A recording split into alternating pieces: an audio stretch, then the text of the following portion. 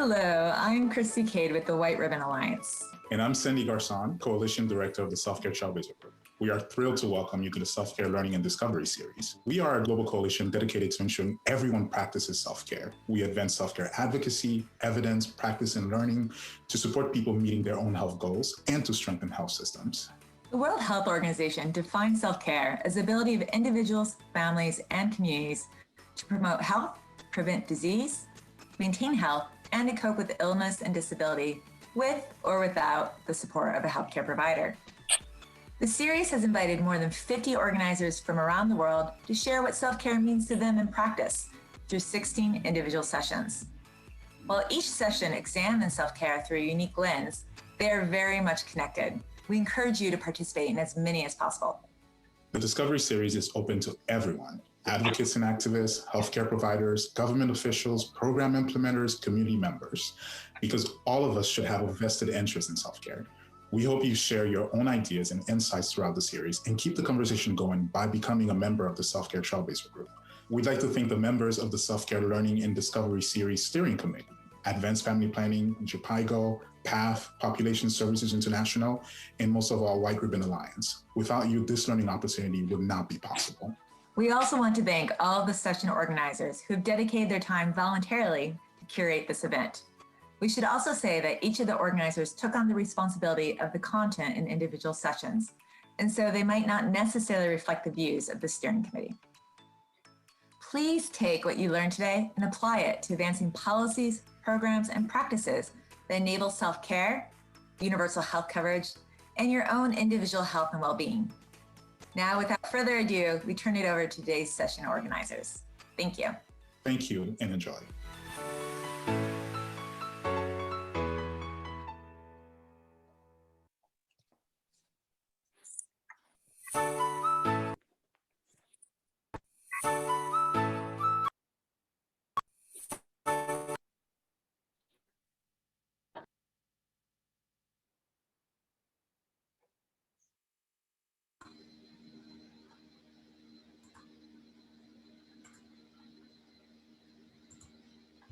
You're welcome to begin the session. Good morning, good afternoon, and good evening to everyone. Welcome. Before we start, please note that simultaneous translation is available in this plenary room at the world icon at the bottom of your screen. So please kindly ensure you have chosen the correct language. In case of any technical problems, you can reach out to one of us in the chat, and our wonderful tech team will try to assist you. So welcome to the fourth session of the Self-Care Learning and Discovery Series, organized by the White Ribbon Alliance and a broad alliance of partners. This session is entitled Self-Managed Abortion, Dismantling the Myths, Power Dynamics and Challenges Along the Journey. The session is convened by the International Planned Parenthood Federation, Rutgers, Women on Web, and Options Consultancy Services. My name is Saskia Husken and I am a Senior Technical Advisor at Rutgers, based in the Netherlands. And together with my co-conveners, we designed this session to better understand the pathways and choices along a person's abortion self-care journey. Today, we will look at the support needed for an individual's informed choice and access to quality products and care.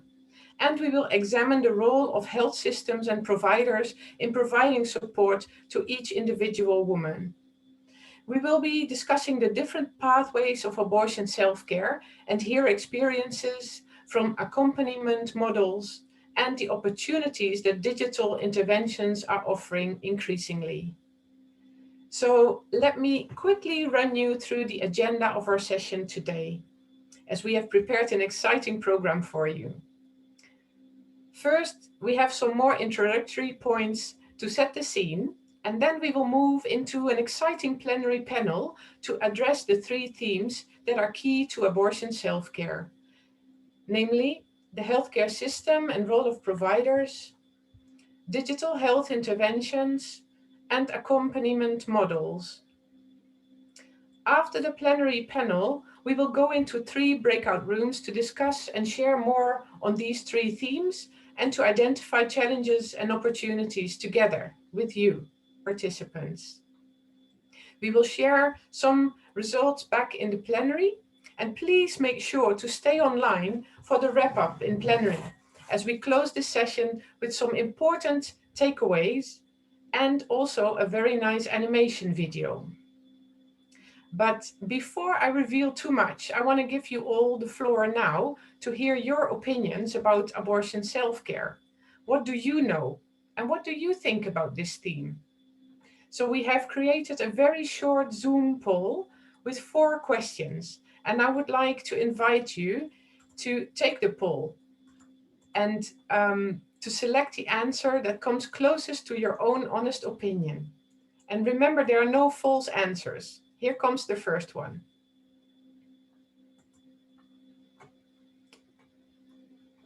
A woman is unable to manage an abortion herself as she's too emotional due to hormones and cannot safely manage the process. Please click on one of the 4 answer options. When you are ready, you can scroll down to the second question. We've got 4 in total. I'm just giving you a minute.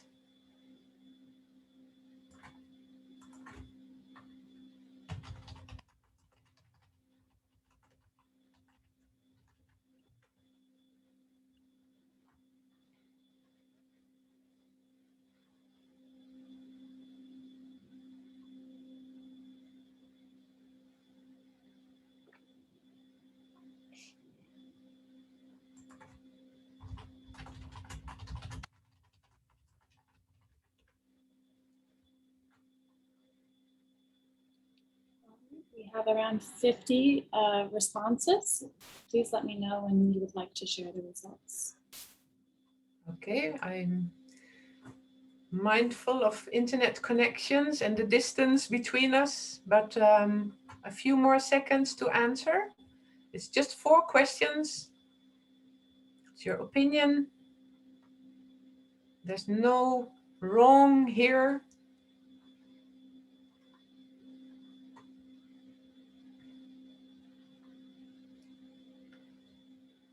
Natalia, are we ready to share the results? Yes, I could go ahead and share. Go. Thank you. Thanks to everyone who submitted their responses. I'm very curious to see whether we are like-minded or not.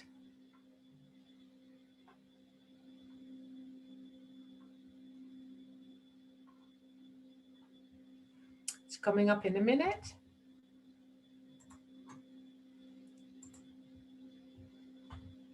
Okay, are you able to see this? Not yet. The results should be available to view.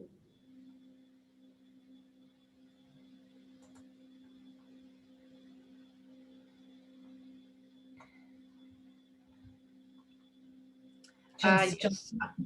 I had to click on the polls icon at the bottom. So we can see there's a strong agreement on the first question here.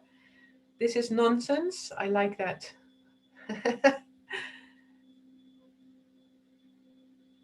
So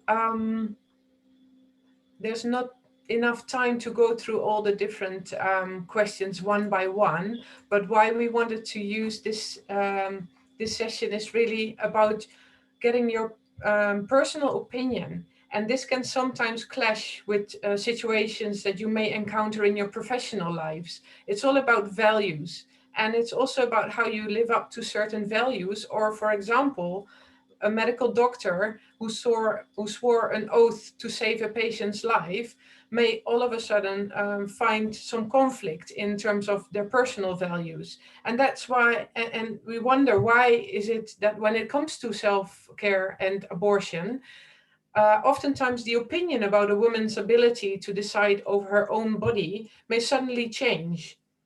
And this also depends on where you stand as a person, but also from, do you come from a health angle or a feminist angle, or maybe both at the same time? That's possible. So questions like these ones from the poll are all questions that may arise, and they are important to be aware of. And what we want to address today specifically is that women have always managed their abortion, often outside formal health systems. And slowly but surely, we're starting to look at self-managed abortions from being unsafe to something positive and transformative. And that is what today's session is all about. Now, before I hand over to my colleague Deepesh, we would like to show a very short animation video to zoom in further on abortion self-care. And this animation is created by Women on Web, and I hope we can share it. It's very short, and I hope technology is on our side. We can watch it.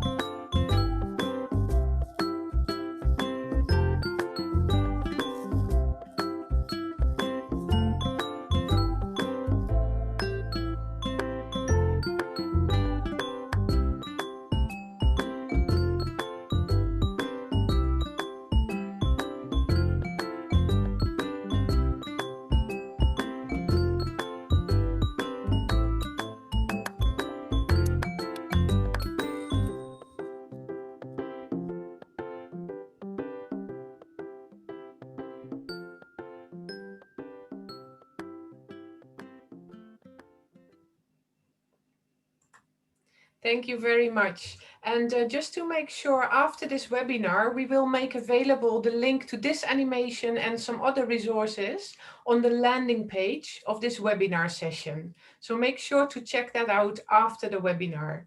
And now it's time for me to hand over to my colleague, Deepesh. The floor is yours. Thank you so much, Saskia. And it was very exciting to see the kind of Zoom polls and very interesting video. With that context, I would like to share our IMAP statement, which we came up last month on self-care abortion in IPPF. So based on that statement, I think I just really wanted to emphasize that kind of a crux of this definition, which says that IPPF understands abortion self-care as the right of the women and girls to lead in part or entirely their abortion processes with or without the support from healthcare providers. Based on this, we have a model on self-care, which I like to sort of share with you. However, if you want to get more details on the kind of conceptual framework, on the definition and IMAP statement, this is also available on our website. Next slide, please. Yeah. So I would like to share this model on self-care, and this is a person-centered kind of a model, which is guided by three key components, as Saskia has initially sort of shared, that we are going to discuss about three major key components, and this model is guided by underpinned by six guiding principles. It places the women and girls firmly at the center of the abortion process as the key decision makers in control of their bodies. However, multiple stakeholders can also play a key role in enabling and facilitating this approach by acting on three components of support of abortion care. As you can see, the first one is the delivery of accurate and accessible information. So this could be either through digital health solution, it could be in person, it could be traditional way of accessing information which is easily understandable and the local language by the person. The second one is the access to quality and affordable medication. It could be the local pharmacies, health service provision by community-based distribution. So whichever method, but to make ensure that the person will get the quality commodities. And the third one is supportive care, which is again on the principle of accompaniment models, in-person and remote referrals, and facility-based care. Now, this model is also being underpinned by 6 key guiding principles, which is based on right-based, person-centered, gender transformative, inclusiveness, equity, and quality. And the kind of enablers who create the enabling environment and the ecosystem surrounded by this to make it enable for each component could be peer educators, community workers, health workers, and so on. I would like to emphasize on 3 these components, which are very critical to this model. And it's up to a person to access either partially or entirely, or maybe all 3 components, whichever the way they feel, they choose, and they access conveniently. So it's up to the person to access the accurate information wherever, whenever she wanted, the kind of quality of affordable medication and supportive care. So in our next section, actually, we are going to deconstruct and sort of share the kind of evidences and details about each of these components on different models.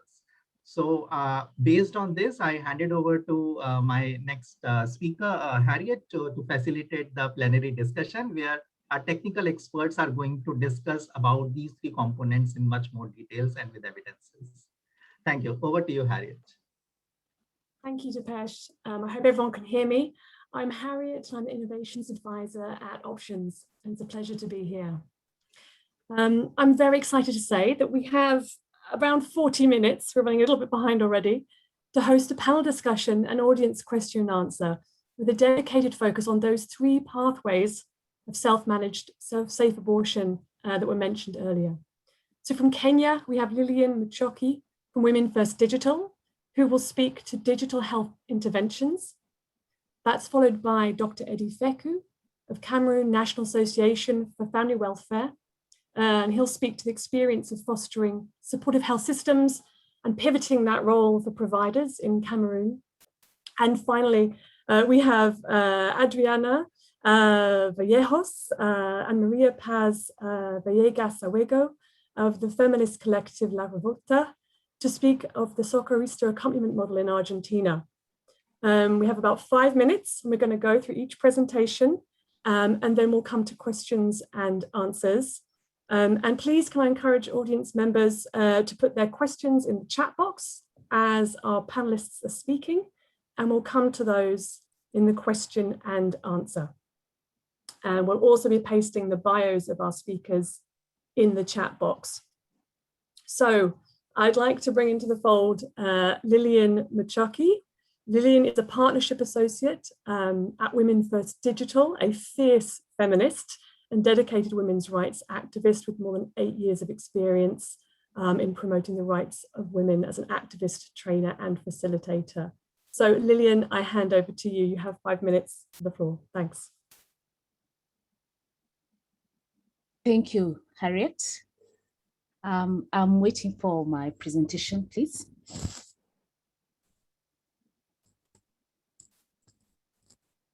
Thank you. As has been introduced, I'm based in Kenya, so I'm going to be speaking to the experiences of Women First Digital as a provider of interventions using digital platforms.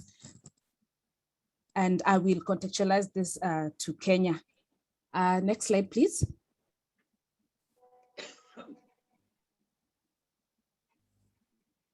So Women First Digital is basically a social enterprise that uses digital platforms to provide access to safe abortion. And we have 2 dedicated websites for this. The first one is howtouseabortionpill.org, and the second one is safetochoose.org. Next slide, please.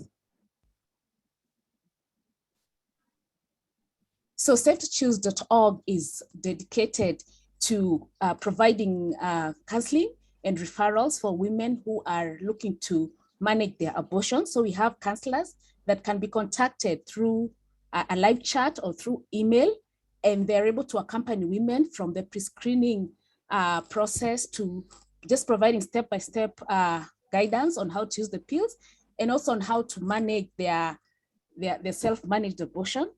We also work closely with local providers, pharmacists, and community health workers, just to ensure that they're able to provide the products and some of the services that a woman might need during this process. How to use abortionpill.org, which in the context of Kenya is known as pinkshoes.org, is an information-only website that basically provides information on how to use the abortion pill.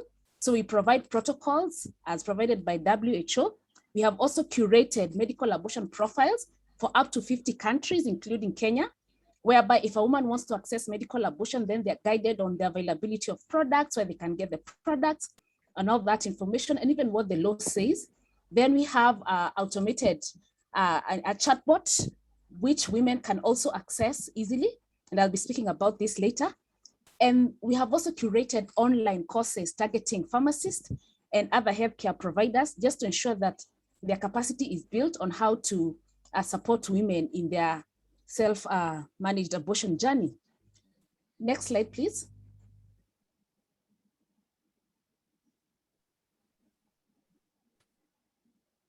So the question that we'll be answering today is, why are we using digital intervention for support women in their self-managed abortion, especially in the context of Kenya? And the answers are very simple. The first one is that we trust women. We believe that women are able to manage their abortion. And so we are hoping that we can give them the tools through digital resources so that they can be able to do this and make their own decisions. Secondly, digital platforms provide freedom and anonymity that is not seen in a face-to-face interaction. So a woman is able to have her own abortion in the comfort of her own, and it's remain anonymous, so she's not faced with the stigma and other challenges that are associated with abortion, especially in a country like Kenya, where abortion is restricted. Thirdly, we are responding to the changing times, whereby we have a big chunk of the population having access to smartphones, to the internet, with the internet penetration in Kenya at 40%. So we believe that we are meeting women at their point of need. So this is something that we are responding to, and we are hoping that those women who are not able to visit a facility and get these services can access them through their mobile phones. But this does not come without challenges. And in the context of Kenya, I'll just mention three main challenges. One of them is legal challenges. Our constitution, which has guides us on provision of abortions, has 4 indications for when this can be done, but it does not anticipate a situation where a woman can manage her own abortion. So we are caught up in a situation where abortion has been very medicalized. And so women are forced to only access this from medical facilities. So what we have done is try to establish more of a parallel system, whereby we have partnered with local organizations, trainers, and other and providers within our context, just to ensure that we have a good referral relationships. And there's also provision of training to the pharmacists. Again, in the context of Kenya, pharmacists are not considered to be medical abortion providers, so there are gaps in the curriculum. So we just ensure that we supplement this by having the online courses and also by participating in other offline training sessions for the pharmacists. The second challenge is around issues of data privacy and personal security. Again, in the context of Kenya, where abortion is restricted.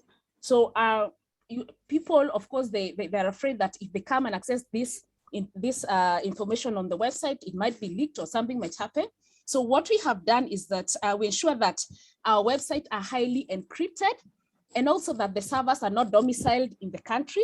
So women are free to have this information without the risk of getting attacked. And also we only communicate through the websites. So if a woman comes to our other accompanying social media to seek this information, we direct them to the website where they're able to chat without exposure, and where the information cannot be linked, cannot be leaked. We also ensure that we collect very, very limited information from the user. So when they're being canceled, we only collect maybe their locations so that we can guide them to the nearest provider, but we do not collect any information that might expose them to any risks.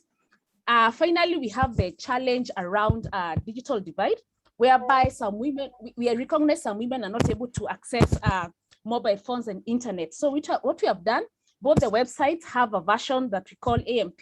This is a version that can be accessed using limited internet. So that serves anyone with a simple phone that can access internet. We also have cascaded some of our innovations to WhatsApp and Facebook. So we have a chatbot named Ali. Please, next slide. We have a chatbot named Ali. This chatbot is available on the website. It is also available on Facebook, on our Facebook page, the How to Use Abortion Pill page, and it's also available on WhatsApp. And in the context of Kenya, it is available in both English and Swahili. So this will be shared later for anyone who is interested. And next slide, please. We also have other efforts on the digital media, on social media, where we collaborate with influencers, we collaborate with service providers to provide information that normalizes issues to do with medical abortion. We also contextualize our messages and present it in a manner that can be easily understood by the audience in Kenya. Finally, next slide. Just if you can wrap up, sorry, Lillian, yeah, if you can just wrap up in the next 10 seconds. Thank you. Yeah, sure, thank you. I'm on the last slide. We have online awareness, offline awareness, where we collaborate with university students, with a community-based organization and other partners to provide information, education, and communication materials that also addresses the needs of those women who are not able to access internet. So basically what you're trying to do is demedicalize medical abortion and just support women who want to have this in the comfort of their homes. For more, next slide. For more information, our information is there, and we'd be happy to collaborate and also share more for any person who wants to learn more about the work that you're doing in Kenya. Thank you. Thank you, Lillian. That was fantastic and just super insightful about the transformative kind of ability of digital solutions to support people going through their self-managed safe abortion. So thank you very much.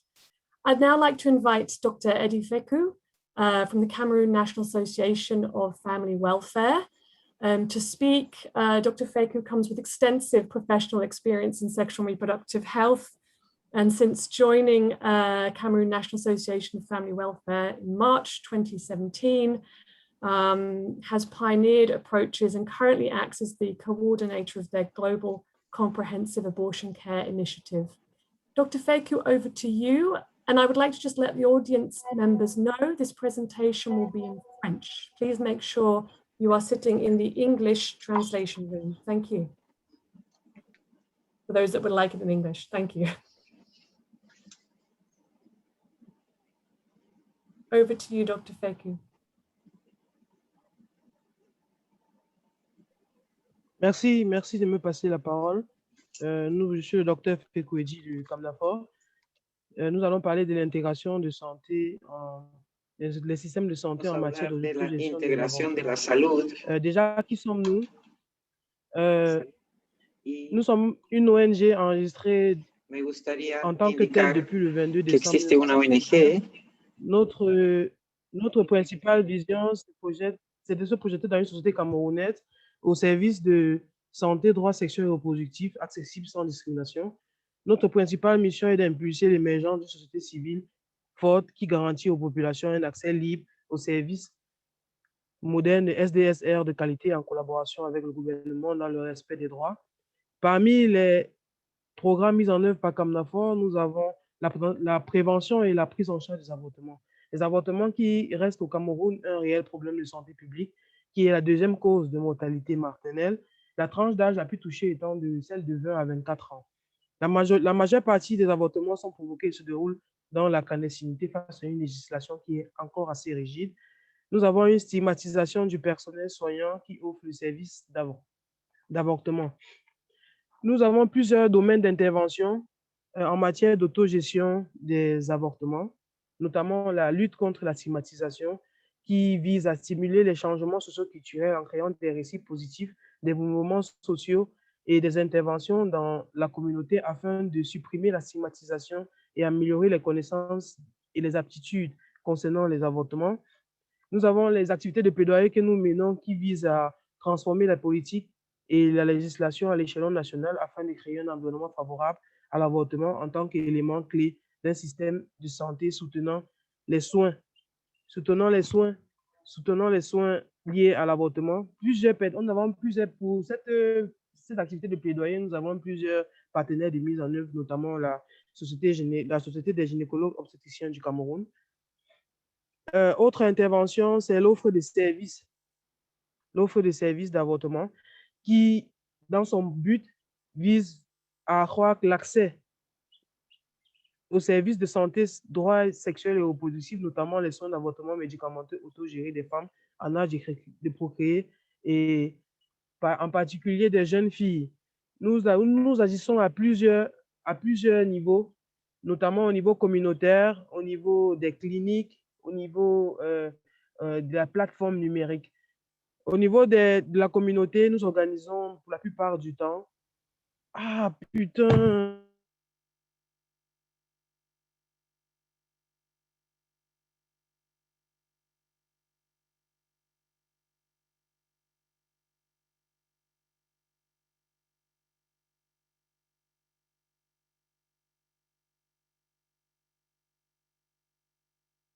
It seems like Dr. Peku's audio is off.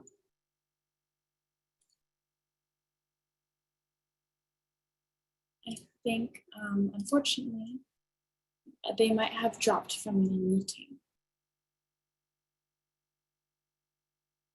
So we all, thank you for your patience. We'll wait until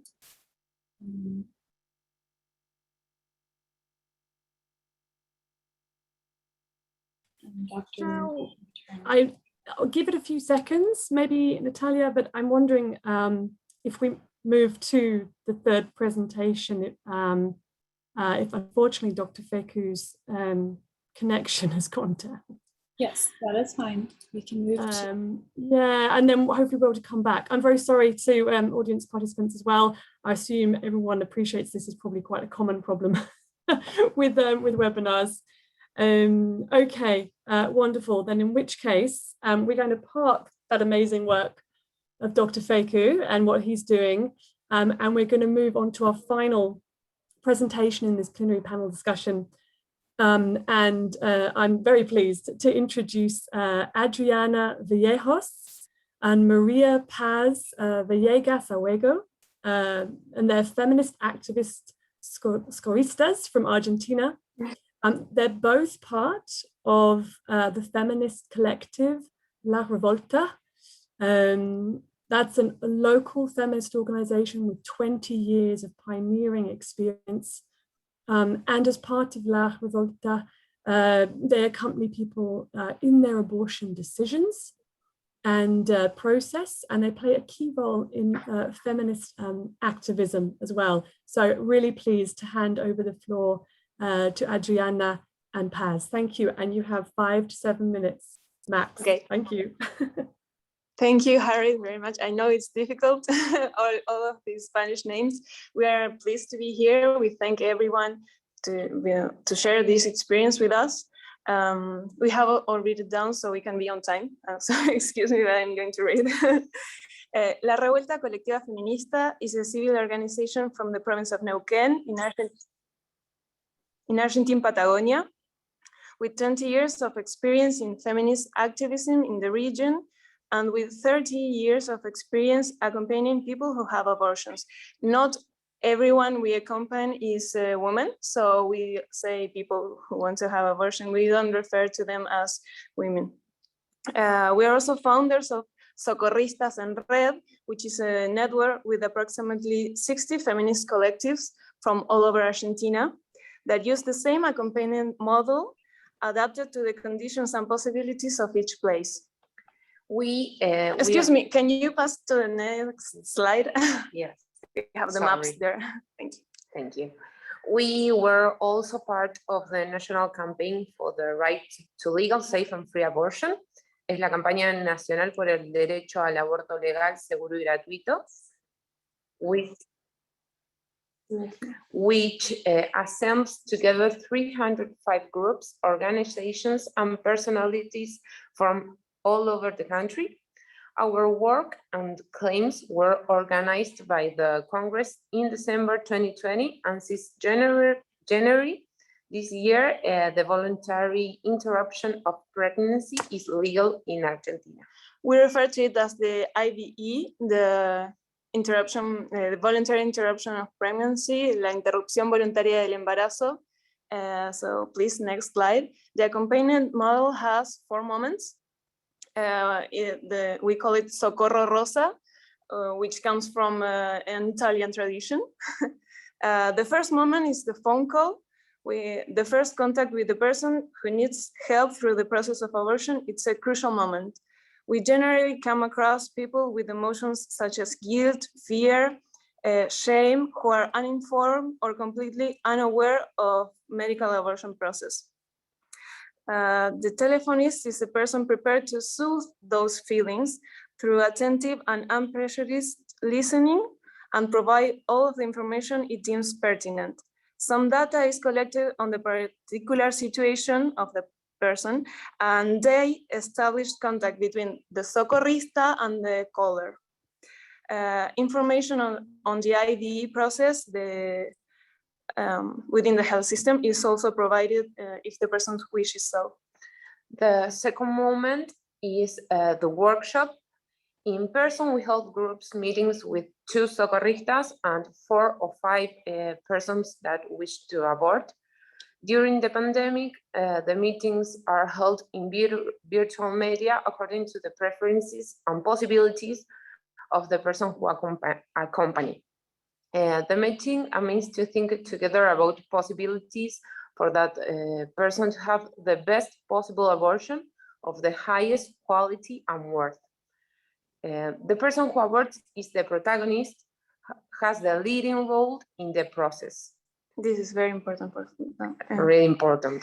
In this moment, we share all of the information about Socorristas en Red so they can know us, how the Socorro Rosa works with its 4 moments, and we talk about how to have a safe medical abortion. We evacuate doubts, and we also try to dismantle the feelings of fear and anguish they bring.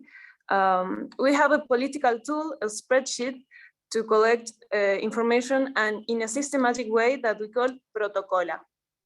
It's in feminine gender in Spanish. This information goes to a database of Socorristas en Red from all over Argentina, where we can see our work reflected through statistics that analyze different aspects of abortion as a health phenomenon. The third moment is the abortion itself. In this moment, the abortion process itself occurs. The socorrista accompany the situation by telephone. We talk with the person who leads the process to provide security and support.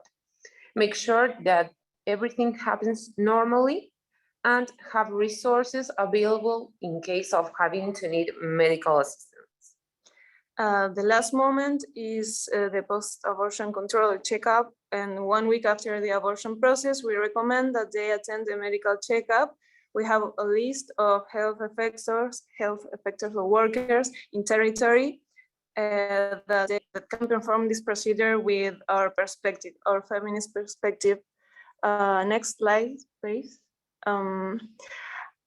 We think that our strength, that makes us our motivation, our goal is to have feminist abortions everywhere, within the health system and out of the health system. So besides being legal, we want a free, careful, and feminist abortion. A safe, loving, embodied, accompanied abortion. Free of violence, of personal judgments, of patriarchal mandates. Where the leading role is played by the person who has the abortion.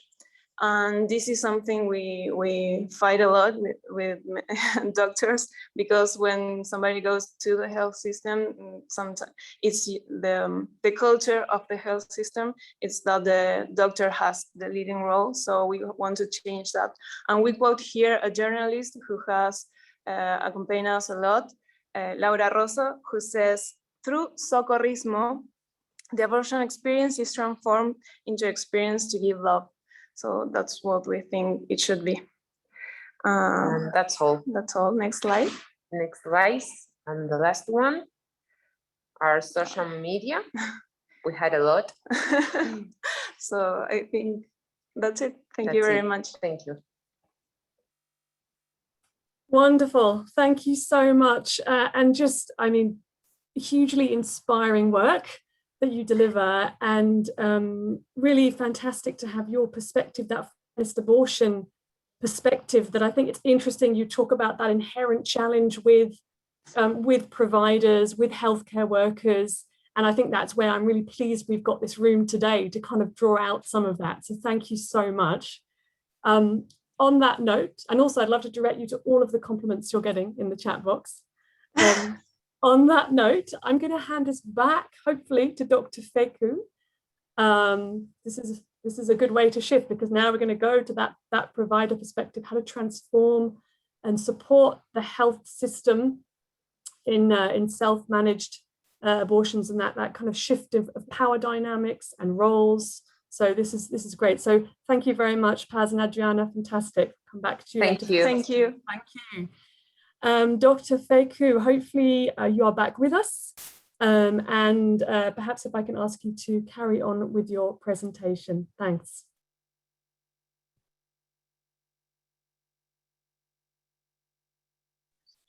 Merci, Ariette, de me passer la parole. Veuillez m'excuser, j'ai eu une instabilité par rapport au réseau. Je disais tantôt que la CAMNAFOR a plusieurs domaines d'intervention en matière d'autogestion des avortements, notamment nous avons la lutte contre la stigmatisation, le plaidoyer, et en troisième, l'offre de services d'avortement médicamenteux autogérés. S'agissant de la lutte contre la stigmatisation, nous menons des activités qui visent à stimuler le changement socio-culturel en créant des récits positifs, des mouvements sociaux et des interventions dans la communauté afin de supprimer la stigmatisation et d'améliorer la connaissance des attitudes concernant l'avortement.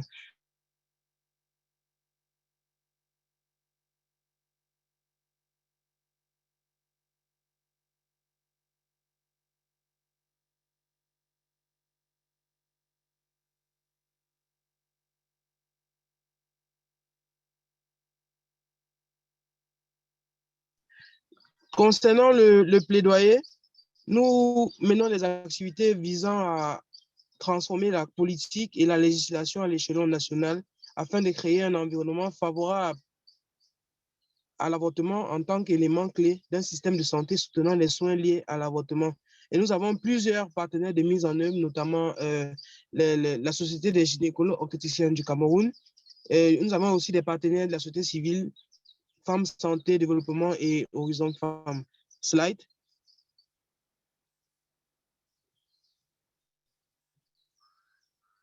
Slide.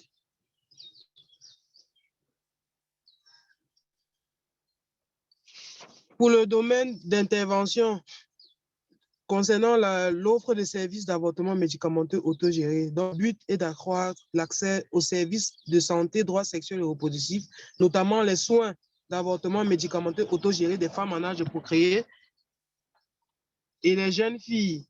Nous agissons à plusieurs niveaux, au niveau communautaire, au niveau des cliniques et au niveau de la plateforme. Au niveau communautaire, nous organisons des causeries éducatives sur l'éducation sexuelle complète au sein des écoles et des communautés à travers les associations à base communautaire. Nous avons recruté dans le cadre dans la mise en œuvre du projet 28 champions qui sensibilisent la communauté pour l'adhésion à l'avortement médicamenteux. Nous avons par la même occasion responsabilisé les jeunes dans la communauté en tant que leaders et agents de santé, droits sexuels et reproductifs. Pour créer la demande, nous intégrons des groupes de jeunes et des jeunes filles et femmes dans les communautés. Slide.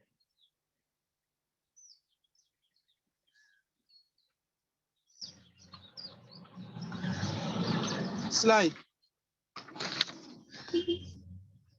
Au niveau de la clinique, nous avons, cette image met en évidence une causerie éducative dans une école. Nous avons sensibilisé les jeunes filles sur l'avortement autogéré. Au préalable, il faut noter que nous clarifions d'abord, tout premièrement, les valeurs de cette personne-là qui doivent recevoir le message. Au niveau des cliniques, nous avons premièrement organisé un atelier de clarification des valeurs avec les populations cibles et les prestataires cliniques. Ensuite, nous avons renforcé leurs capacités et ceux des cliniques partenaires sur le counseling et l'autogestion des avortements. Les prestataires reçoivent les clients au sein des cliniques dans une salle d'accueil dans le strict respect de la confidentialité. Lors du counseling, nous recueillons toutes les informations de la bénéficiaire, les antécédents et les antécédents médicaux et autres. Et également, nous recueillons son besoin. À la suite, nous l'éduquons sur la procédure de l'autogestion de l'avortement, c'est-à-dire les prises de médicaments, sur les symptômes entendus après la prise de médicaments, les effets secondaires et les signes d'alerte. Ces médicaments sont mis à disposition dans les cliniques de Camnafor en quantité suffisante par le biais du partenariat que nous avons avec DKT International. Pour le suivi et en cas de besoin d'assistance, chaque clinique est dotée d'un numéro utile auquel les bénéficiaires peuvent joindre les prestataires. Lors de nos différentes descentes de supervision, nous évaluons l'état de mise en œuvre du projet et recueillons les difficultés rencontrées auxquelles nous apportons les éléments de réponse auprès des prestataires. Et à la fin, nous renforçons davantage leurs capacités sur la collecte des données et l'offre de services proprement dit d'avortement autogéré. Enfin, les principaux défis, l'assouplissement des lois sur l'avortement qui, dans notre contexte, est encore assez rigide. Nous comptons former et recycler le maximum de prestataires sur l'autogestion des avortements, rapprocher des services auprès des populations rurales avec un accès justement limité aux formations sanitaires et à l'Internet. La principale opportunité pour nous ici est de mener une étude qui met en lumière l'efficacité de l'autogestion de l'avortement et son impact sur la réduction de la mortalité maternelle imputable à l'avortement. Merci pour votre aimable attention.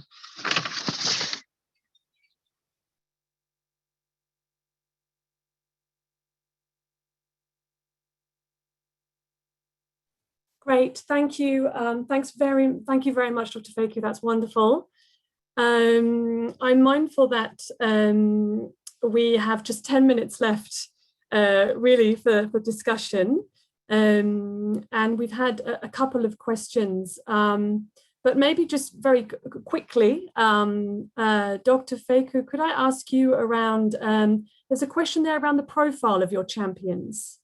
Would you mind just speaking to that, please?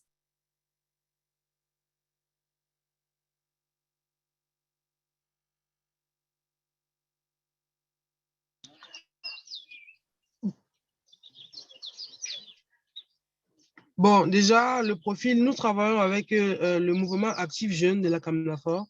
Ça veut dire que le profil, ce sont des jeunes qui pourront parler, qui pourront facilement discuter avec leurs semblables dans la communauté. Le niveau scolaire, généralement, est requis parce que nous les recrutons et nous les formons sur la nouvelle thématique. Et nous les encadrons lors des causeries éducatives. Ce sont eux qui, déjà, au niveau de la formation de la communauté, touchent chaque semblable, donc chaque jeune qui pourra être responsable en tant que leader de santé, droits sexuels et reproductifs.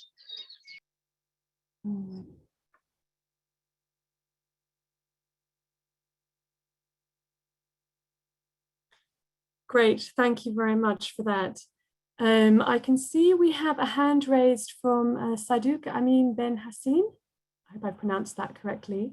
Yeah, that's me. Hey, everyone. Please go ahead. Thank you. Should I just write my question? Do you think it's better? Or I think, go ahead. Feel free to speak it now. Thanks. Yeah, it's a quick question to Dr. Feku. Should I ask it in French, maybe?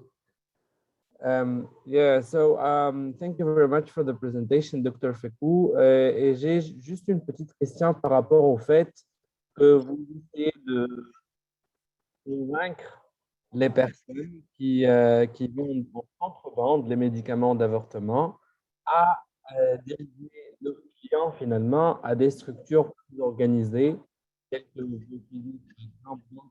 Par quels moyens vous réussissez à faire ça? Merci.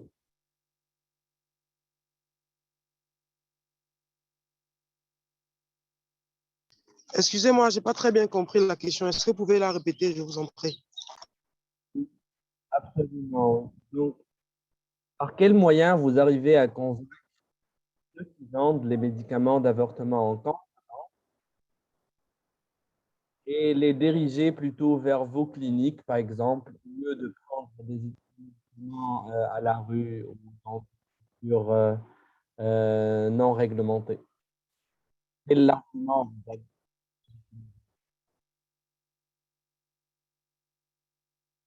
Ok, déjà, nous avons signé des partenariats qui sont informels compte tenu du contexte de mise en œuvre avec les vendeurs des médicaments contrefaits, des médicaments de la rue. Nous les avons sensibilisés sur le référencement de toutes les clientes qui sont désireuses du service d'avortement. Automatiquement, ces clientes sont référées au niveau de nos cliniques. Nous avons également signé quelques partenariats avec des pharmacies environnantes qui délivrent les médicaments. Ça veut dire qu'au niveau des plateformes, par exemple Facebook ou WhatsApp, ou au niveau du site web, lorsque nous entrons en contact avec la cliente ou bien la bénéficiaire du service, nous la référons aussi vers les pharmacies, en plus de la référer vers nos cliniques. Ceci dans le souci de pouvoir encadrer l'offre de services d'avortement qui se veut sécurisée.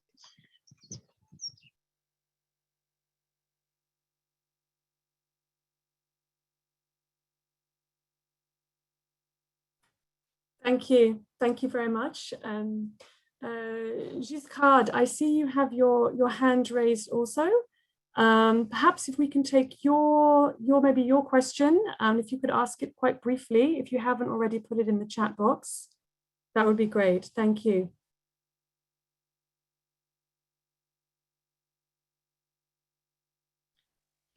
Oui, bonjour, félicitations pour le travail, Dr. Fekou. J'ai deux questions. Quels argumentaires juridiques avez-vous dans votre pays qui vous permettent de parler de l'avortement en public? Parce que j'ai vu dans vos approches, vous utilisez aussi la sensibilisation de masse en quelque sorte quand vous faites des réunions au niveau de vos cliniques. Et une autre question, vous collaborez avec les vendeurs ambulants et vous parlez que vous encouragez les avortements autogérés. Est-ce que vos normes et directives autorisent les avortements autogérés? Et si tel est le cas, y a-t-il pas moyen aussi que vous puissiez élargir vos réseaux de soutien avec ces vendeurs ambulants pour faciliter l'accessibilité aux produits?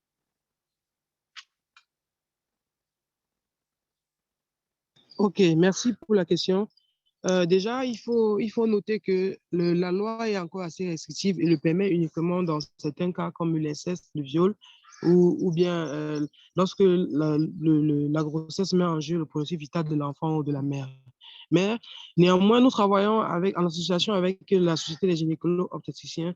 Ils ont un projet qui est, en fait, c'est le plaidoyer. Nous faisons des plaidoyers justement au niveau de l'autorité compétente, en espérant que ces barrières-là pourront être assouplies. Maintenant, en communauté, généralement, étant donné la mise en œuvre du projet, nous commençons d'abord par sensibiliser les jeunes sur les grossesses non désirées, la gestion des grossesses non désirées, comment éviter les grossesses. Nous mettons toujours en avant la planification familiale. Maintenant, dans l'auditoire, il y a toujours des désireuses de l'information qui nous approchent après. Et c'est celle-là que nous captons au niveau de la communauté pour référer au niveau de nos cliniques. Je ne sais pas si je réponds à votre question. Oui, j'ai compris la stratégie. Merci.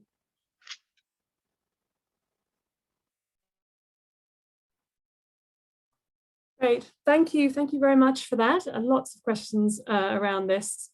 And I think perhaps reflective of the challenges a lot of organizations working in this area find with this pivot of the healthcare system. to supporting people in self-managed abortions. We have to wrap this up in literally 3 minutes. I'd like to take just one final question that we've had from Catherine. And this was about how are healthcare providers responding to self-management of abortion? Are they open or more worried about the consequences? And I think this is a really great question, because I think there is, this goes beyond a VCAT. This goes about perhaps quite a radical departure to their previous medical training.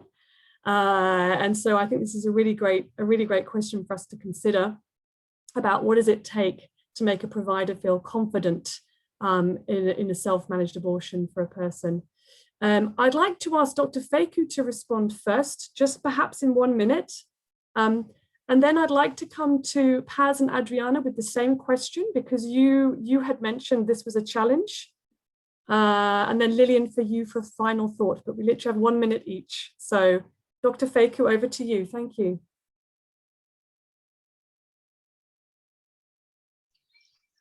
OK. Déjà, nous menons plusieurs activités pour que les prestataires évoluent pour soutenir justement les approches de soins pour un avortement sécurisé. Notamment, nous commençons d'abord par un atelier de clarification des valeurs et de transformation des attitudes pour montrer aux prestataires que c'est pas la promotion, par exemple, des avortements, mais c'est comment faire pour éviter les avortements clandestins, pour éviter que le taux de mortalité maternelle augmente. À la suite de l'atelier de clarification des valeurs, nous renforçons les capacités du personnel déjà sur les procédures pour l'autogestion, notamment sur le counseling et puis les prises des médicaments. Ensuite, nous menons des activités comme des réunions de coordination pour le partage d'expérience entre le personnel, ceci justement pour réduire l'autostigmatisation que le personnel ressent et la stigmatisation que nous recevons également avec nos pairs. Nous organisons justement les formations pour formateurs afin que ces derniers aient la capacité de former d'autres prestataires cliniques de façon continue dans l'offre de services de qualité. Enfin, nous encadrons la gestion du projet. Ça veut dire qu'il y a généralement une fiche de consentement éclairé que les bénéficiaires signent pour que nous puissions nous dédouaner devant la loi.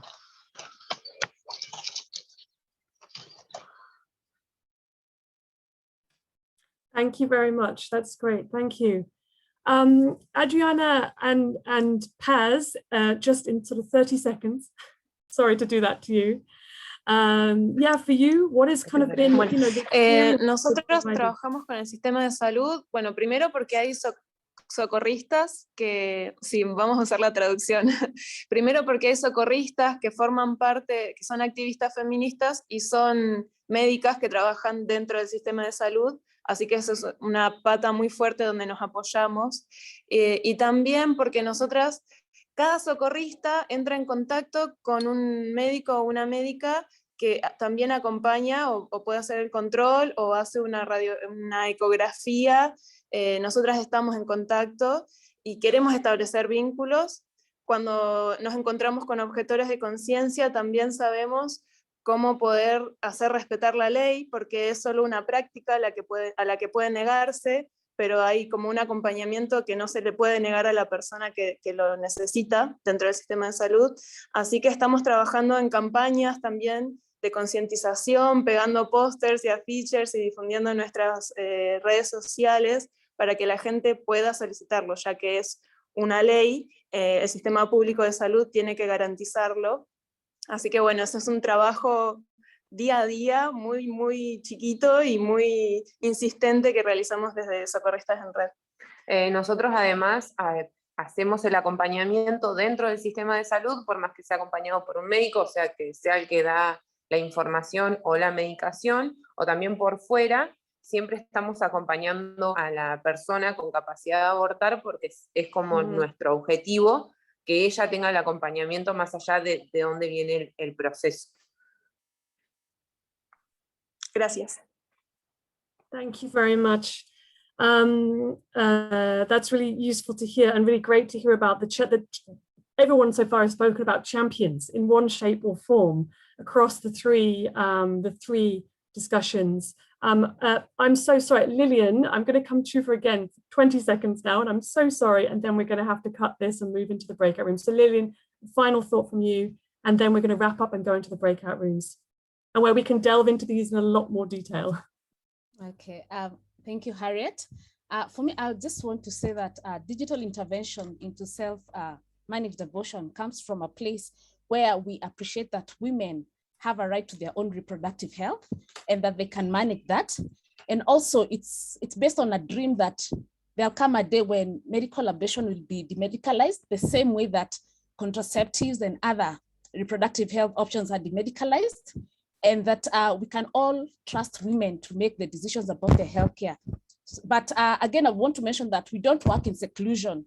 We work in collaboration with healthcare workers, we work in collaboration with hotlines, and we have built these symbiotic relationships that ensures that a woman gets support throughout her self-managed abortion pathway. So it's great to see what everyone is doing, and we hope we can always collaborate to achieve that right for the woman.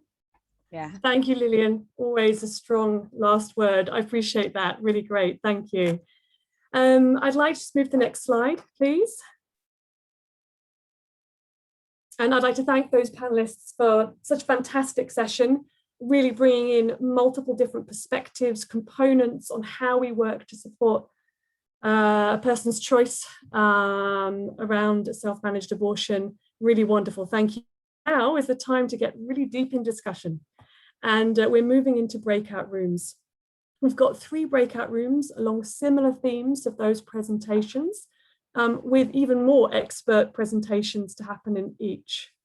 So room 1, which will be this room, people will stay in this room, will be about supportive health systems. And we'll be hearing from Abigail, a Planned Parenthood of Ghana, and Nelly, the Reproductive Health Network in Kenya.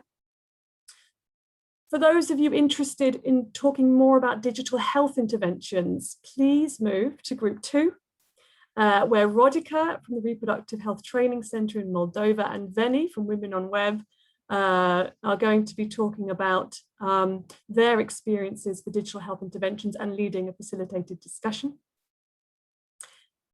And then finally, we have group 3, accompaniment models. So really, I think building on the great setup that Paz and Adriana gave us there, we have Diana and from Thika and the Mama Network, and Rola from the A Project, giving us some more kind of views and information around the way they've been working with accompaniment models in their respective countries. So perhaps, fingers crossed, there should be a link now going into the chat box. And we'd like you to just have a minute to move to the room of interest. All right, so you'll be able to access the breakout rooms by, if you go to your toolbar, there should be an option for a breakout room icon. If there is not, you can press the More button and select breakout rooms. You can see once you are there, there are 2 rooms, digital health interventions and accompaniment models. You can join and go straight to those rooms. If you would like to stay here, the main room will be conducting the supportive health systems breakout room. And this is group 1, which is this main room, will have interpretation for both French and Spanish available. The other 2 breakout rooms will be conducted in English. So thank you all. I see a lot of you are already hopping and joining in. So we'll spend another minute or so getting into the correct room. Let me know if you have any issues.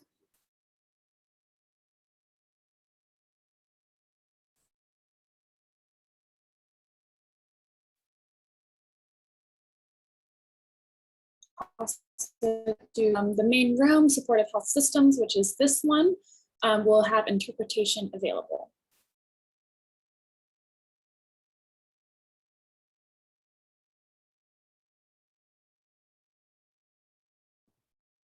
Okay, can I check, have most people moved over, Natalia? And shall we start to kind of move into breakout room 1? Yes. So maybe we'll give it another 30 seconds. Great, thank you very much.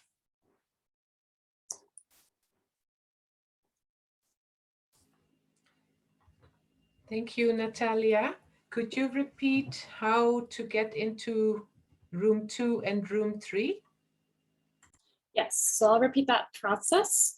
You should be able, on your Zoom toolbar, there should be an icon that says breakout rooms. They look like little squares. If you cannot see that, on the far right of your toolbar, there should be a more option. You can select that option and click breakout rooms in the options that you see. Once you select that, you'll be able to see 2 rooms. You might be currently unassigned. So what you'll need to do is click join on the room of your choice. So there's digital health interventions, which is group 2, and then accompaniment models, which is group 3.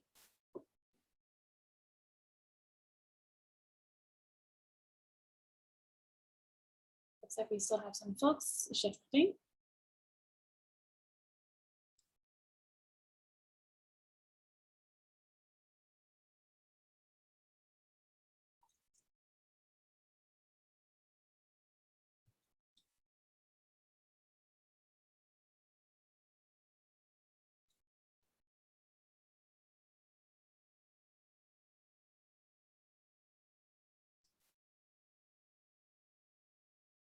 All right, please mention in the chat if you have any issues.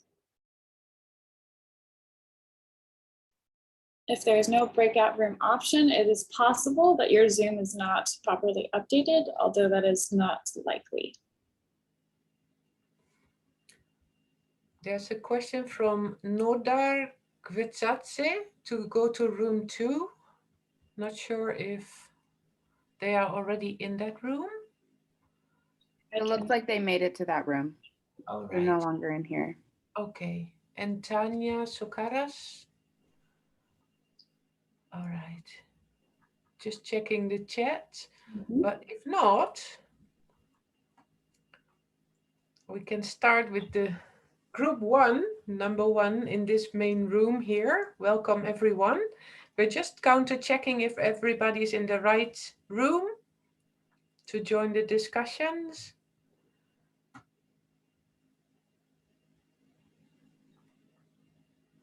If you're still having trouble making it to room 2 or 3, again, group 1 is in here. So you're in the right place if you're looking for group 1. But if you're having trouble moving to group 2 or 3, please type in the chat which group you would like to be in, and I can move you there manually. Thank you, Nanaki. Thank you so much. All right. But at the same time, could we start with a discussion in room 1, the main room, which will have translation. So welcome everyone. And we have found 2 expert speakers prepared to share a deeper dive into supportive health systems. We have 2 great examples, one from Ghana and one from Kenya. And I think we had Abigail Ogunroyorke from Planned Parenthood Association of Ghana, who agreed to share a few slides just to help us zoom in a little bit more on the role of providers in Ghana. And we will first move to Ms. Nelly Munyasha from Kenya, from the Reproductive Health Network in Kenya.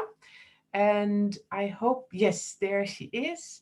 We can see you clearly. Welcome, Nelly. The floor is yours. Thank you, Saskia. Thank you to the organizers and the co-organizers. Really excited to be part of this, and I'll just be taking us through the abortion self-care, and this is the provider perspectives from Kenya. We are a network of trained healthcare providers in Kenya providing abortion healthcare, and we are doing it both facility-based and also promoting self-managed abortion, just appreciating that women know better what they want, and women are in charge of their reproductive health. Next slide, please. So like I mentioned, who are we? We are a network of healthcare professionals within private and public facilities, committed to comprehensive sexual and reproductive health and rights, advocacy, and service provision. The network was formed to provide evidence-based information and quality comprehensive reproductive health services in Kenya. We, out of the 47 counties, we are in 43 counties with a membership of 589 trained healthcare providers. And what makes us unique is that we have providers from senior doctors, gynecologists, community midwives, nurses, and clinical officers. And it's a whole pool of healthcare providers who continuously support each other when it comes to access to abortion and sexual and reproductive health. Next, please. So at RHNK, we ensure that the network providers are aware of the following before and during provision of medical abortion. And again, we are looking at the health system. We understand we have 6 pillars, but for us today, we'll be looking at the role the healthcare providers provide and in terms of also ensuring access to quality services. So our providers go through history taking and these assessing the clients. And then we have the law that governs provision on abortion. Constitution, Article 26(4) of the Constitution allows access to safe abortion services when the life or the health of the mother is in danger, as provided for by a trained healthcare provider, and it goes further to define who is a trained healthcare providers.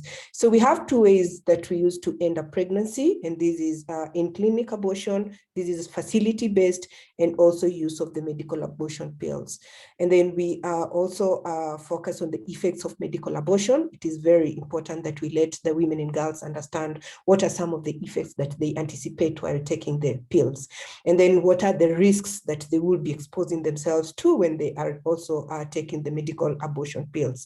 And then what do they expect when taking the pills, and pain management, which is very important because we understand that there is the component of pain during the termination of pregnancy. And while we are supporting them to manage their abortions, it's important that they understand this, and we provide all the information that they require if it's accessing the pain pills and all that will just help them in managing the pain. Next, please. So how do we facilitate this as a provider network? We continue to train healthcare providers on medical abortion, and this is through partnerships with other like-minded organizations, provide updates on current trends when it comes to provision of medical abortion, and in case of any new pill or commodity that is in the market that requires for provision of medical abortion. And then linking and learning module, where we have junior healthcare providers get support from senior healthcare providers.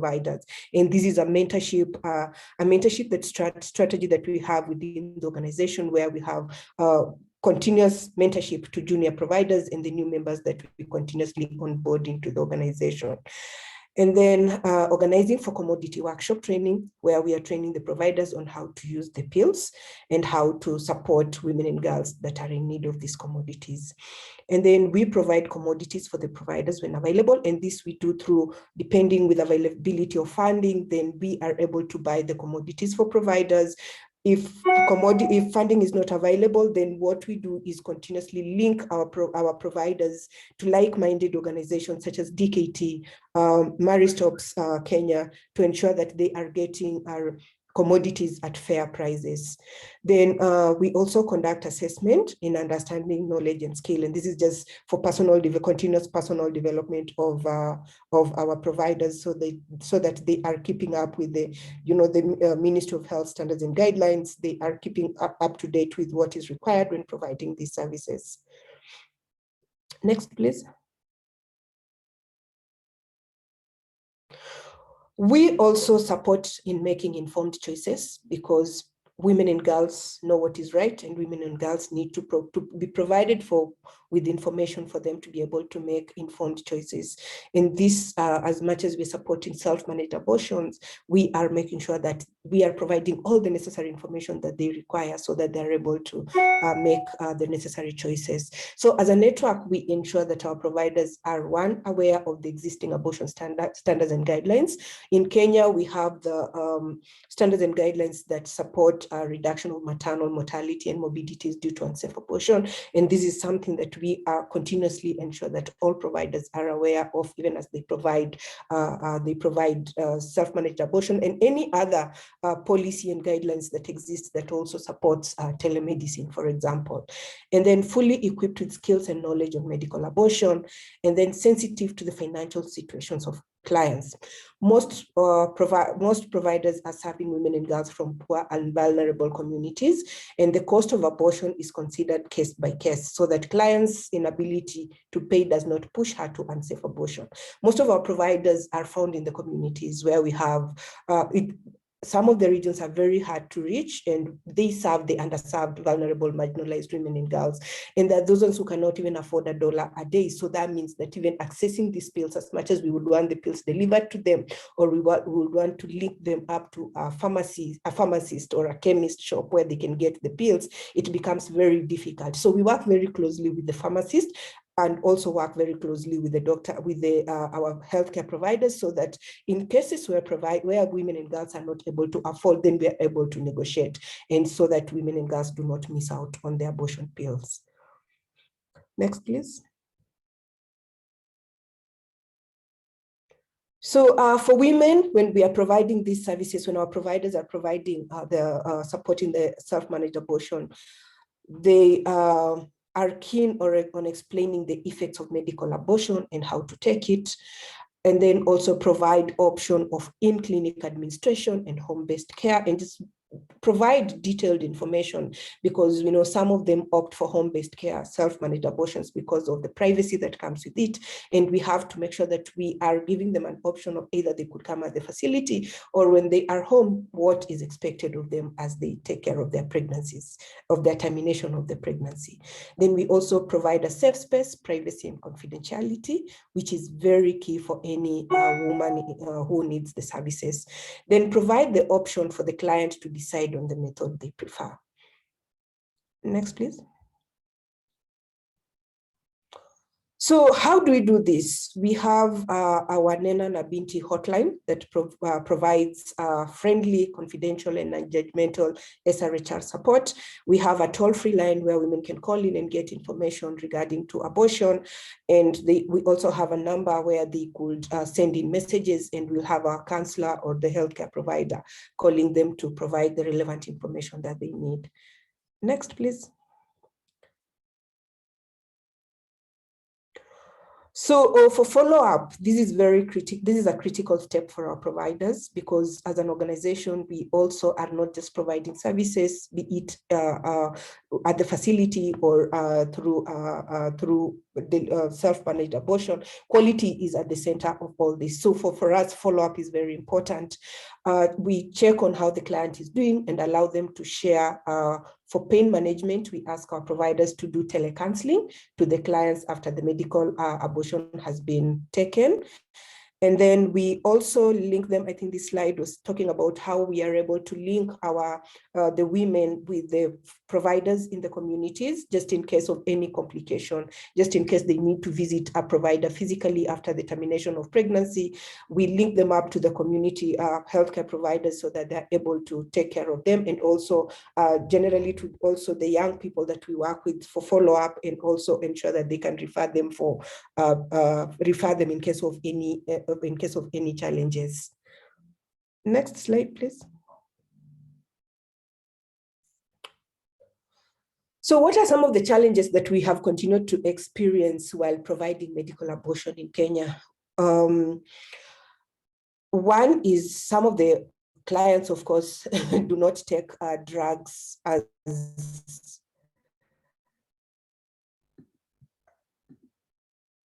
some of, sorry, kindly go back to the previous slide. Some of the clients, especially for home-based care, do not take drugs as prescribed. The lack of commodities, which again is something that we've continued to experience, especially during COVID, which has made the situation worse. And commodities here, we mean this safe abortion commodities. And then, of course, the community stigma, which we've also continued to experience as we deal with the issue around abortion. Then police harassment, especially on cases involving adolescents. And then facility branding, providers being branded as killers, murderers, etc. And then we've also experienced for the past 3 years a growth in opposition. And this is just a photo of one of our providers. We had the opposition having a petition going around asking the Ministry of Health to, pull away the license of Dr. Nyamu, who is one of our very strong provider advocates that we work with, and asking that the Ministry of Health to investigate him for providing illegal abortion services. Next. So what are some of the lessons that we've learned and recommendations as we continue to, ensure that women and girls can comfortably access abortion services? Medical abortion is a promising way of expanding healthcare. Medical abortion enforces a person's right to bodily autonomy. Then universal health coverage by improving access for patients to quality, inclusive of safe abortion. And then it's cost effective. It provides health services regardless of location. Services can be, women can access the safe abortion services regardless of their geographical area. Then valuable for those in remote areas, especially women and girls. And then vulnerable groups in Kenya, in particular the LGBTQI women, now have access to services that is confidential. We realized that something we struggled with is people never appreciated, or the community never appreciated, that the trans community also needed abortion services. And for us, this has been an opportunity to make sure that we are serving the LGBTQI community also, and they are able to access safe abortion services in a confidential way. Then women are able to make self-decisions. Next, please. Oh, thank you. Asante sana, Nelly. That was wonderful. Yeah, very good. Thank you, and special thanks to our translators, because you had a lot to share, and but you went on the right speed. They managed to translate. We have seen a few questions in the chat box to you, but some were answered already by colleagues from RHNK, and thanks for that. I propose we move to the next speaker, Ms. Abigail Yurokun from PPAG in Ghana, and then we can collide questions and engage in a discussion with everyone in this group. So I would like to pass the word to Abigail, or Abby. Hello. Hello. Hello, everyone. I'm Welcome. Abigail Ogunroyok, midwife and facility head at the PPAG Family Health Clinic, Accra. Next slide, please.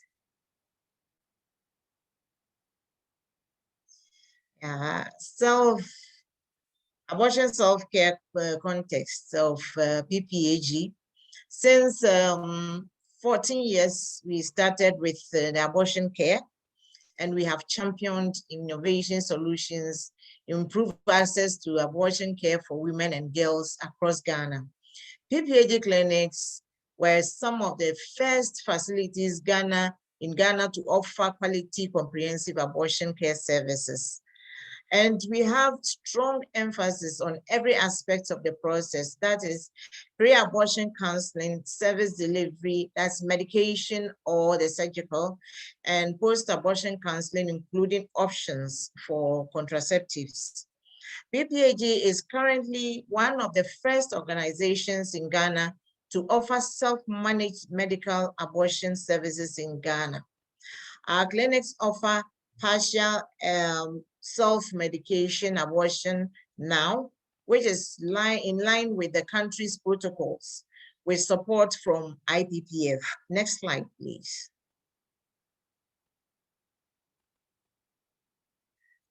We share our experiences through quality counseling, and information sharing. This forms the strong foundation of the entire process of self-care.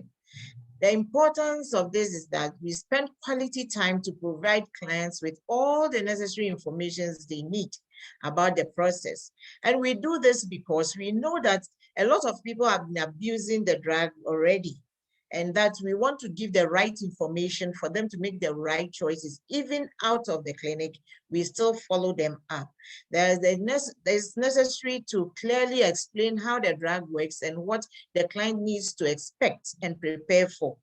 Even if the person is with somebody, we are able to counsel the person too, so that she can help the whoever that is going through it to go through it without any problems. It's also very important to talk about pain expectations and how to manage it. And some of these girls, is because of the pain that they don't want to have it in their house, but at least we are able to help them to give them the necessary information so that they are able to manage pain at their level. And then we are empathetic and then ensure to answer all their questions and queries and concerns that come. If the client is to do it in the house or by herself or in school, we are able to help them without any fear. Next slide, please.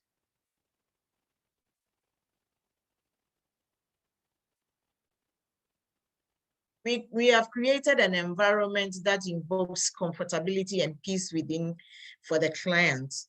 And this is to say that most clients are either in school, they are living with their parents, and once the person is staying with the mother, maybe she doesn't want anybody to know that this is what she's going through. And if she's given the right information, she's able to go through it without any problems, or for the parents to know that this is what is going on with her. So we try as much as we can to communicate with them and to have an environment where even as we are talking to them on phone, they have a conducive area, or they have a place where nobody hears whatever that we are talking about.